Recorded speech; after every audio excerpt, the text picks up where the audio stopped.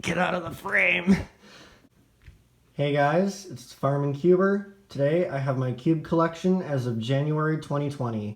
Starting off with 2x2s, I have this generic standard Rubik's brand. It's not a very good speed cube, or it's not a very good cube in general, but this is actually the cube that got me into cubing. Next up, we have the Mofang Jiaoshi Cubing Classroom MF2S. It's a decent 2x2. It does have some weird lockups, but nothing you wouldn't expect from a budget 2x2.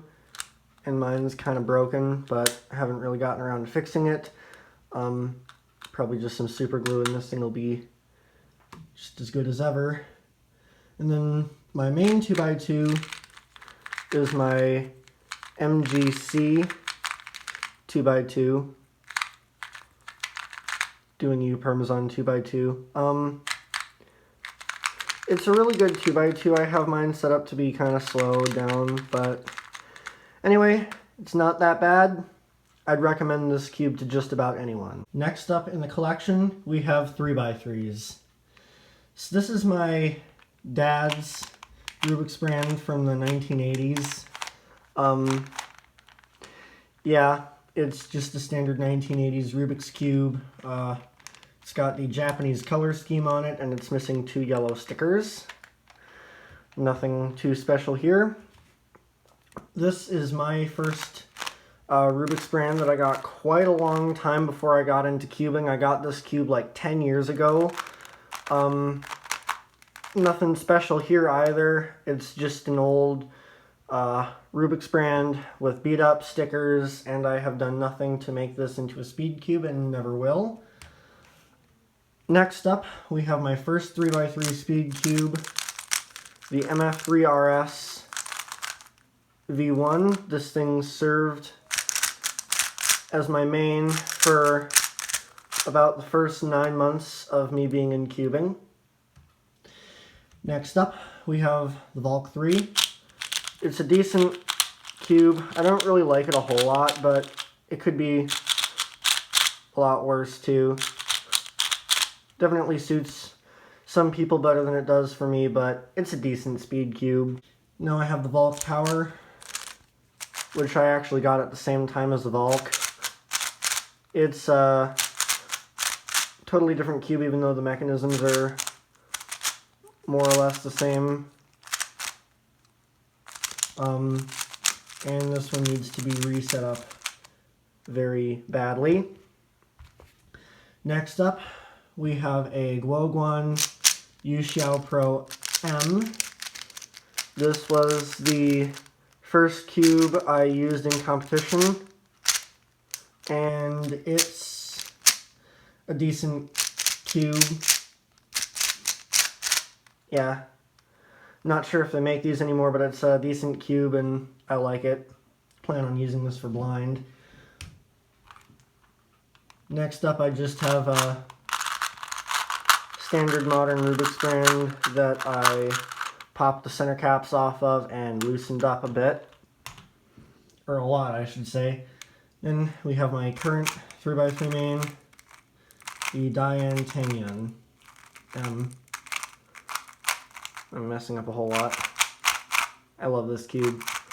It just fits my turning style really well, and it has a really satisfying feel, and it's really quiet. And the way I have mine set up, it's actually really, really good for how I turn. Next up, we have 3x3 shape mods and sticker mods. So this is the first 3x3 shape mod I got. It's a pretty standard Sheng Shao mirror cube. Nothing too special here. It's a mirror cube. I mean, what else can I say? This is, believe it or not, a cube that came like this from the factory. This is a cube that my mom got in a cereal box. Next up, we have the Cubing Classroom Windmill Cube that I got this summer. And Molecube, which I got for Christmas. And if anyone's wondering, yes, I have played around with this a little bit. I just felt like unboxing it in here would be kind of fun, so yeah, it's a pretty difficult 3x3 sticker mod. You have to get 9 different colors on each face, so this is currently solved, and it's also got ball bearings, which makes it click into place kind of obnoxiously, but yeah, that's shape mods and sticker mods. Next up, we have 4x4s. So this is my MF4, Cuban Classroom MF4. It's the first 4x4 I got. It's been lubricated with Vaseline that I've been trying forever to get out, and I've given up on it at this point. It's a decent 4x4 in the summer, because the Vaseline gets a lot thicker in the winter. It pops a lot, and the corner cutting isn't very good, but yeah, if you're starting out and you already have this, I wouldn't upgrade. Next up, we have the Chi Thunderclap 4x4, which is my current main. It's only $13, and it's a good non-magnetic 4x4. I would definitely recommend this, although I kind of need to set mine up again. For 5x5s, I have the Mofang Jiaoshi Cuban Classroom MF5S. It's not a great 5x5, but it's alright. Nothing too special here. The inner layers on mine are pretty gummy and slow and just kind of feel gross to turn, but the outer layers are pretty good.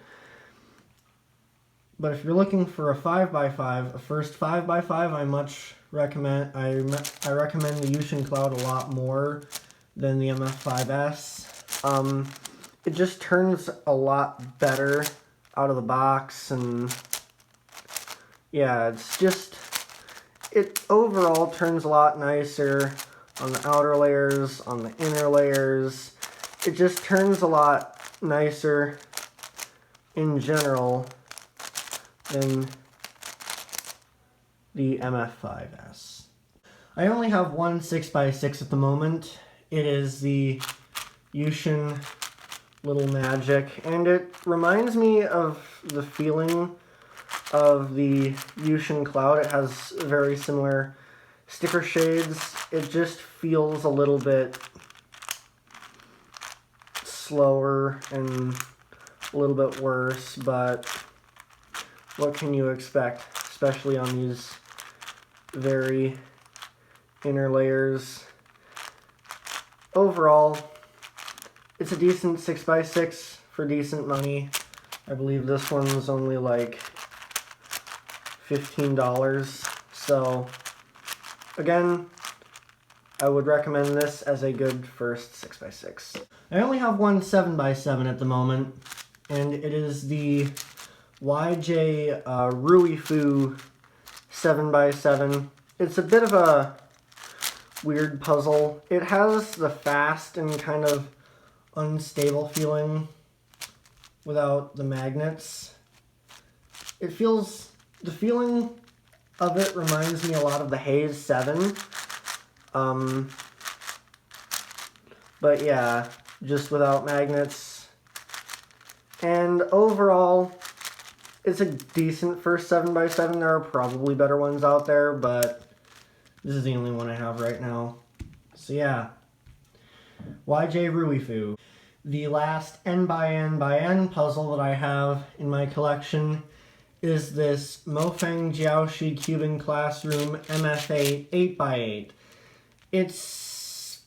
There really isn't a whole lot that's special about it. It's an 8x8. Not going to do a review of it or anything, but it's decent 8x8. It only costs $30. Would recommend if you're looking for an 8x8. Moving on to Pyraminxes, I have this really old Tomy Pyraminx from the 1980s, And again, there's not a whole lot special about it other than it's a Tomy Pyraminx and it turns really bad, and it also is really heavy in the hands. Even the tips on it they're kind of stiff. So yeah, Tomy Pyraminx. And then I have this fairly mediocre Cuban Classroom Pyraminx. I wouldn't really recommend this. I don't think I've really gotten into Pyraminx just because of this puzzle. I have been thinking of getting an upgrade to this. Maybe like a X-Man Bell or, yeah, like an X-Man Bell or something. I think it would be a lot better than this, but yeah, it's not great. The ball bearings on it are kind of strange, and it's just not a great Pyraminx. Like most of the puzzles in my collection, I also have 2 Megaminxes. The first one I got is a pretty standard Mofang Jiaoshi Cuban Classroom Megaminx. It's not that great, but it's decent to say the least. Corner cutting's not that great, and it's got the kind of raised texture. Yeah. The other Megaminx I have is a Zhang Megaminx. It's a pretty good Megaminx for like $8, and if you're looking for a good first Megaminx, I say to look no further than the Zhang. For Scubes, I have a Cuban Classroom Scube with the ball bearings removed, because these center caps come off really easily and the ball bearings just kind of sit underneath the center caps, and I lost a bunch of them, so I just took out all the ball bearings. And then I have my main Scube, which is an X-Man Wingy. I don't really feel like I need an upgrade. I mean, I think the Alyan is the only real competitor to this, but I prefer the shape of the Wingy, so I have no plans to upgrade. Although maybe I'll upgrade to a stickerless one, who knows, but yeah. Wingy Scube. So for square ones, I have this really bad Calvin's square one. It's not that great. It pops an awful lot, and yeah, the piece just fell on the floor. The core also has a tendency to do that, which is kind of strange, but oh well. We have the Little Magic Square One, which is a lot better. It doesn't pop nearly as much. It's magnetic on some of the turns. I like it an awful lot. So yeah, Little Magic Square One. Finally, in the miscellaneous category, I have a pretty standard Mefferts gear ball. Nothing special here. Next up, I have this Rubik's Edge Super Floppy. It turns like any standard floppy cube, but it can also do stuff like this that I like to confuse people with. And then I have this extremely difficult 1x2x2. I went through every single combination in those demo turns. Thanks for watching. If you liked the video, please remember to give it a thumbs up. If you didn't like it, there's a button down there for you too. If there are comments on this video, be sure to leave a comment. Remember to stay corny, and I will see you in the next video.